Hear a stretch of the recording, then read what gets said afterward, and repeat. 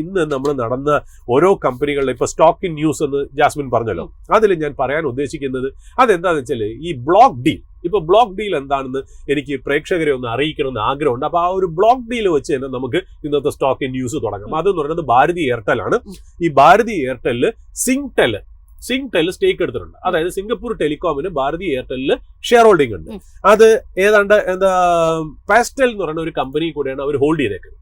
അവര് ഒരു 0.8% ഭാരതി എയർടെല്ലിൽ സെല് ചെയ്യാൻ പോകുന്നുണ്ട് ഇന്ന്. അത് ഏതാണ്ട് എനിക്ക് തോന്നുന്നു 1800 രൂപ പെർ ഷെയറിനാണ് അവർ സെല് ചെയ്യുന്നത്. അതിന്റെ ടോട്ടൽ സൈസ് എന്ന് പറഞ്ഞാൽ 8567 ക്രോർസിന്റെ ഒരു ബ്ലോക്ക് ഡീലാണ്. അത് 1800 രൂപ പെർ ഷെയറിന് അവര് ഒരു ബ്ലോക്ക് ഡീലിൽ കൂടി സെല്ല് ചെയ്യുന്നു എന്നുള്ള ഇൻഫർമേഷൻ ആണ് നമുക്ക് കിട്ടുന്നത്. ഏതാണ്ട് 1867 രൂപയാണ് അതിന്റെ മാർക്കറ്റ് പ്രൈസ് എന്ന് പറയുന്നത്. അപ്പൊ 1800 അവർ സെല്ല് ചെയ്ത് മാറാൻ പോകുന്നത്. അവിടെ എയർടെല്ലിൽ ഒരു ബ്ലോക്ക് ഡീൽ നടക്കുന്നു. ഒന്ന്. രണ്ടാമത് JSW ഇൻഫ്ര. ഈ JSW ഇൻഫ്രയ്ക്കകത്ത് ഈ പ്രൊമോട്ടർ ഗ്രൂപ്പ് ഏതാണ്ട് ഒരു 2% സെല്ല് ചെയ്യുന്നുണ്ട്. ഈ 2% സെല്ല് ചെയ്യുന്ന വെച്ചാൽ ലിസ്റ്റിംഗ് നോംസ് പ്രകാരം പ്രൊമോട്ടറിന്റെ ഹോൾഡിംഗ് ഒന്ന് കുറയ്ക്കണം.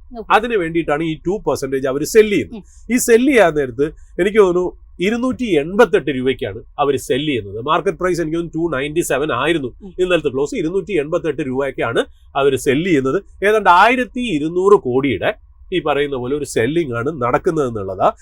പിന്നെ ഈ രണ്ട് ഡീലും നമ്മളിപ്പോ ഭാരതി എയർടെലിലെ ബ്ലോക്ക് ഡീലും പറഞ്ഞു, ഈ JSWയിലെ ബ്ലോക്ക് ഡീലും പറഞ്ഞു. ഇനി ഈ ഇവര് ഇനി 60 ദിവസത്തേക്ക് ലോക്ക് ഇൻ പീരീഡ് ആണ്, വേറെ സെല് ചെയ്യാൻ പാടില്ല. അതാണ് ബ്ലോക്ക് ഡീലിന്റെ മാനദണ്ഡം.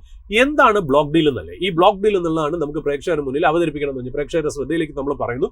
ബ്ലോക്ക് ഡീൽ എന്ന് പറഞ്ഞാൽ ഒരു പ്രീ ഡിറ്റർമിൻഡ് ആയിട്ടുള്ള ഒരു പ്രൈസിൽ രണ്ട് പാർട്ടീസ് തമ്മിൽ നടക്കുന്ന 1-to-1 ട്രാൻസാക്ഷനെയാണ് നമ്മൾ ബ്ലോക്ക് ഡീൽ എന്ന് പറയുന്നത്. ഈ ബ്ലോക്ക് ഡീൽ സാധാരണ നടത്തുന്നത് ഒന്നില്ലെങ്കിൽ കമ്പനികളുടെ പ്രൊമോട്ടറോ, അല്ലെങ്കിൽ ഒരു ഫോറിൻ ഇൻസ്റ്റിറ്റ്യൂഷണൽ ഇൻവെസ്റ്ററോ, അല്ലെങ്കിൽ ഒരു മ്യൂച്വൽ ഫണ്ടോ, അല്ലെങ്കിൽ ഒരു ലാർജ് ഇൻസ്റ്റിറ്റ്യൂഷനോ, അല്ലെങ്കിൽ വലിയൊരു ഹൈ നെറ്റ്വർത്ത് ഇൻഡിവിജ്വലോ വേറെ ഒരു പാർട്ടിയുമായിട്ട് ഒരു സെല്ല് ചെയ്യുന്ന ആണ് ഒരു ബ്ലോക്ക് ഡീൽ എന്ന് പറയും.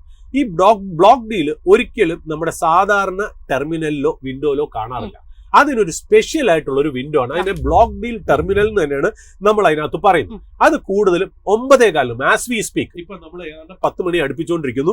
9:15 9:50 ഇടയ്ക്കാണ് ഈ ട്രേഡ് നടക്കുന്നത്. അതൊരു സെപ്പറേറ്റ് വിൻഡോ കൂടെയാണ് സംസാരിക്കുന്നത്. അത് ബയറും സെല്ലറും തമ്മിൽ നേരത്തെ നെഗോഷിയേറ്റ് ചെയ്ത പ്രൈസ് വയ്ക്കും. ആ പ്രൈസ് ഉപയോഗിച്ച് അങ്ങോട്ടും ഇങ്ങോട്ടും ട്രാൻസാക്ഷൻ നടക്കും. ഈ നടന്നതിന് ശേഷം at the end of the day market എക്സ്ചേഞ്ചസിനെയും സെബിയെയും അറിയിക്കണം. അതായത് ആരൊക്കെയാണ് ഇത് വിറ്റത്, ആരൊക്കെയാണ് ഇത് മേടിച്ചത്, എത്ര പ്രൈസിനാണ്, എത്ര നമ്പർ ഓഫ് ഷെയർസ് ആണെന്നുള്ള ഇൻഫർമേഷൻ അറിയിക്കണം. അതോടുകൂടി ഇത് പബ്ലിക് ഇൻഫർമേഷൻ ആവുന്നുള്ളൂ. ചിലപ്പോൾ ഈ ന്യൂസുകൾ അതായത് മാർക്കറ്റ് ഓപ്പണിന് മുമ്പേ തന്നെ നമുക്ക് കിട്ടും. ചില ബ്രോക്കറേജസ് ചില പബ്ലിസൈസ്ഡ് ആയിട്ടുള്ള ഇൻഫർമേഷൻ ആണെങ്കിൽ നമുക്ക് കിട്ടും. ചിലതാണെങ്കിൽ നടന്നതിന് ശേഷം മാത്രമേ നമുക്ക് കിട്ടാറുള്ളൂ. അപ്പോൾ ഒരു സെപ്പറേറ്റ് വിൻഡോ ആണ്, സ്പെഷ്യലൈസ്ഡ് വിൻഡോ ആണ്. ആ വിൻഡോയിൽ കൂടെ മാത്രം നടക്കുന്ന 1-to-1 ട്രാൻസാക്ഷനാണ് നമ്മൾ ബ്ലോക്ക് ഡീൽ എന്ന് പറയുന്നത്. അത് നേരത്തെ എഗ്രി ചെയ്ത പ്രൈസ് ആണ് അതിനകത്ത് നടക്കുന്നത് എന്നുള്ളതാണ്. അതിന്റെ ഒരു നമ്മുടെ നോർമൽ ഐസിൽ അല്ലെങ്കിൽ നോർമൽ ട്രേഡിംഗ് വിൻഡോയിൽ അത് കാണാൻ സാധിക്കില്ല എന്നത്.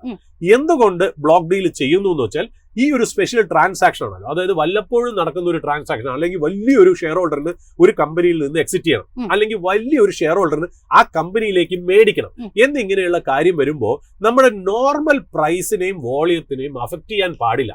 അതായത് നമ്മുടെ എക്സ്ചേഞ്ച്, നമ്മളെ പോലെ സാധാരണ റീറ്റെയിൽ ഇൻവെസ്റ്റർ ട്രേഡ് ചെയ്യുന്ന ആ വിൻഡോ ഉണ്ടല്ലോ, ആ കാണുന്ന നമ്മുടെ സ്ക്രീനിൽ കാണുന്ന ആ പ്രൈസിന്റെയും ആ ട്രേഡ് ഡീറ്റെയിൽസിനെയും അഫക്ട് ചെയ്യാതിരിക്കാൻ വേണ്ടിയിട്ടാണ് ബ്ലോക്ക് ഡീൽ എന്ന് പറയുന്ന ഒരു കൺസെപ്റ്റ് നമ്മൾ കൊണ്ടുവന്നേക്കുന്നത് എന്നുള്ളത്. അപ്പൊ അതാണ് ഞാൻ ഒന്ന് ഈ എയർടെലിന്റെയും JSWയും കൂടെ ഞാൻ ഒന്ന് എക്സ്പ്ലെയിൻ ചെയ്ത് ഈ ബ്ലോക്ക് ഡീൽ നമ്മുടെ പ്രേക്ഷകരിലേക്ക് എത്തിച്ചത്.